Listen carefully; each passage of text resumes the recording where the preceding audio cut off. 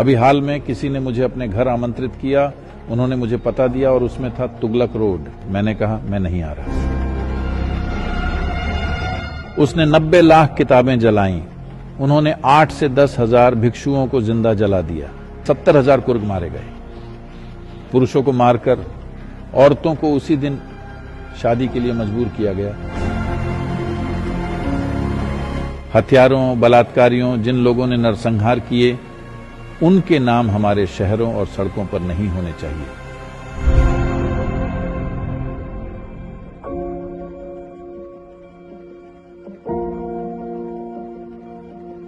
क्या आप निकट भविष्य में हिंदू जागृति देख रहे हैं या इसमें कितना समय लगेगा? मैं हिंदू शब्द का प्रयोग करने के बजाय सनातन शब्द का प्रयोग करना बेहतर समझूंगा, क्योंकि सनातन का मतलब शाश्वत होता है। कोई भी चीज तब तक शाश्वत नहीं हो सकती जब तक वह समावेशी न हो।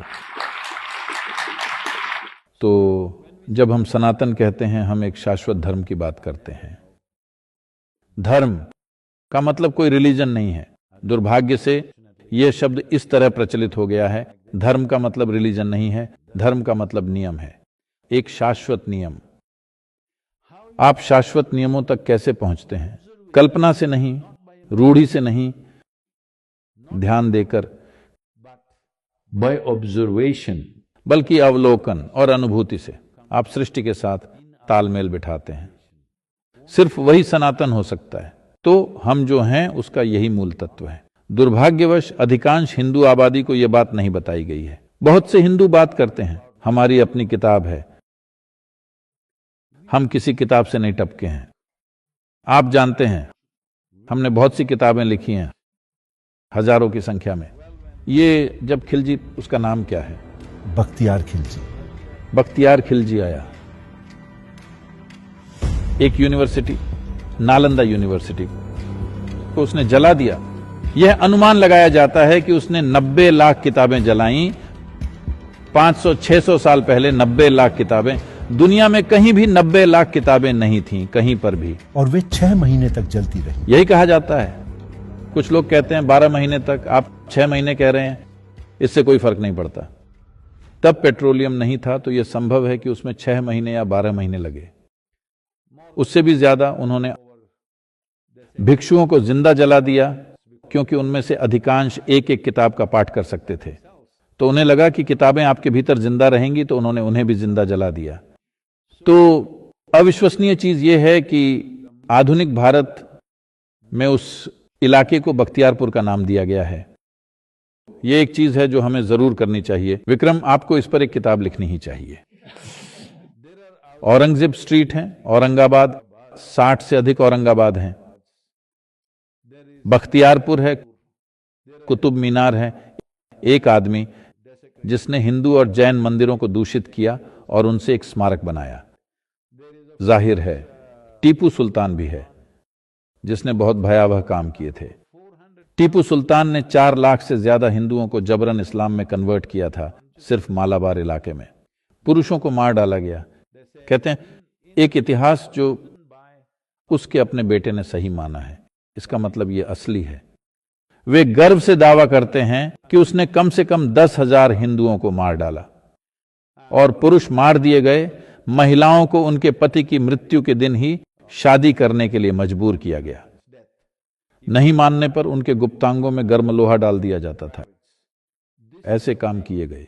और मेरे मन में इस्लामी शासकों के खिलाफ कुछ नहीं है, क्योंकि वह हमारा इतिहास है। हमने उन्हें आने दिया और वे आए। जिन राजाओं ने परोपकार के साथ शासन किया, आप उनके नाम डालना चाहते हैं तो ठीक है, लेकिन हथियारों, बलात्कारियों, जिन लोगों ने आकर नरसंहार किए और सैकड़ों मंदिरों को अपवित्र किया, उनके नाम हमारे शहरों और सड़कों पर नहीं होने चाहिए।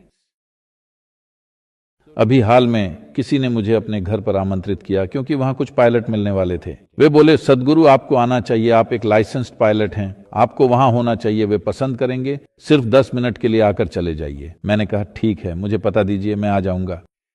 फिर उन्होंने मुझे पता दिया और उसमें था तुगलक रोड। मैंने कहा मैं नहीं आ रहा। देखिए, आपको समझना चाहिए, इसलिए नहीं कि वह इस्लामी शासक था, बल्कि इसलिए जो चीजें उसने की थी, चाहे कोई हिंदू राजा या ईसाई हो, जैसे रॉबर्ट क्लाइव स्ट्रीट का मतलब है, मैं नहीं जाऊंगा।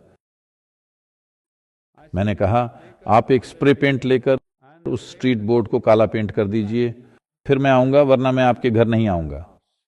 आप बेशर्मी से उस गली में रह रहे हैं, मैं उस गली में कदम नहीं रखूंगा। हमारे यहां क्यों नहीं है एडोल्फ हिटलर नगर? हम ऐसा क्यों नहीं करते? हमारे यहां ईदी अमीन नगर या पुरम क्यों नहीं है?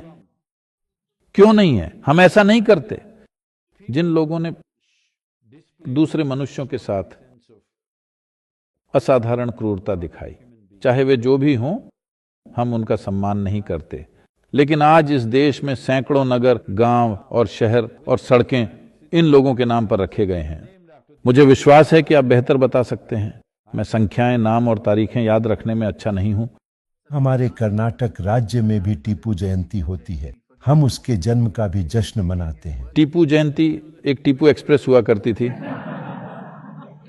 सबसे बदतर तानाशाहों में से एक। यहाँ तक कि मरे हुए कुर्गवासियों का धर्म बदला, न सिर्फ जीवित लेकिन मुर्दों का भी धर्म हमें बदला। लगता है कि कुर्गों को सबसे ज्यादा खामियाजा भुगतना पड़ा। That's not a fact. It felt that way because the Kurds fought. ये सच नहीं है। ऐसा इसलिए लगा क्योंकि कुर्ग लड़े। दूसरी जगहों पर लड़ने वाले लोग नहीं थे। उन्होंने खास प्रतिरोध के बिना उन पर कब्जा कर लिया, इसलिए वह कहीं लिखा नहीं गया। कुर्ग वास्तव में लड़े, लेकिन 70,000 कुर्ग मारे गए। अगर आपको युद्ध लड़ते हुए मारे जाते हैं तो उस समय को देखते हुए, ये उस समय का रिवाज था, कोई बात नहीं, ठीक है, अगर कोई आकर किसी युद्ध में आपको मार डालता है। लेकिन ये सही नहीं है जब आप नागरिकों को कतार में खड़ा करके जनसंहार करते हैं और स्त्रियों का बलात्कार, पुरुषों की हत्या करते हैं।